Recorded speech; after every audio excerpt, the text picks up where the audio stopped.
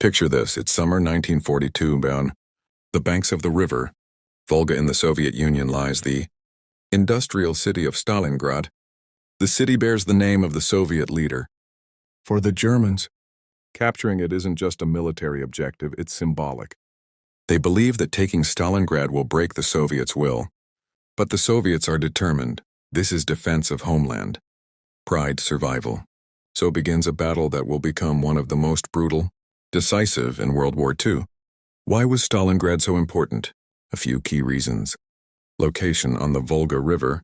Stalingrad was a transport axis, linking the Caucasus oil fields and the Soviet South. Lose it, and supply routes are threatened. Symbolism. Hitler wanted the city named after Stalin. For Stalin, losing it was unthinkable. Propaganda mattered as much as tanks, momentum. Until now, the German advance in the east had seemed unstoppable. A win here would strengthen that myth. The Germans launched their summer 1942 Offensive Operation Blue, aiming for the southern USSR, including Stalingrad. But the terrain, logistics, and growing resistance will push them into uncharted depth. By August 1942, German forces, notably the 6th Army under Friedrich Paulus, reach the outskirts of Stalingrad. Street fighting begins. Buildings bombed. Rubble everywhere. Highlights. Luftwaffe bombing turned much of the city to rubble. Defenders lost entire neighborhoods. The German units expected to push through, but urban combat slows everything. Tanks are vulnerable. Infantry get bogged down.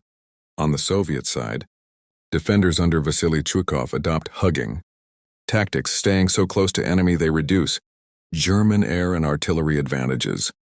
This isn't just soldiers. Civilians, destroyed infrastructure, freezing winters, lack of food, all are part of the story. Examples. Soviet soldiers crossing the Volga under fire, often without proper equipment. Many civilians stayed in the city. Evacuation was incomplete. They lived in cellar rubble, in constant danger. For the Germans, supply became a nightmare.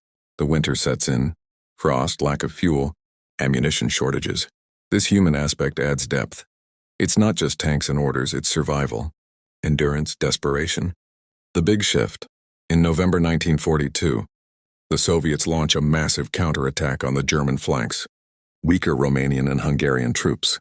They break through and encircle the German 6th Army in Stalingrad. Key points. The Germans hadn't secured their flanks properly. Overconfidence. The encirclement traps approx. 250,000 plus Axis troops. Their supply lines cut. Hitler forbids breakout. Says stand fast. But the situation becomes hopeless. This moment tilts the war on the Eastern Front. From offensive to desperate defense. Winter 1942-43 is brutal. Starvation, exposure, disease hit the encircled troops. The Soviets tighten the ring. By January, scenes of surrender begin. On February 2, 1943, the German 6th Army officially surrenders. Consequences: massive German casualties, loss of material and morale.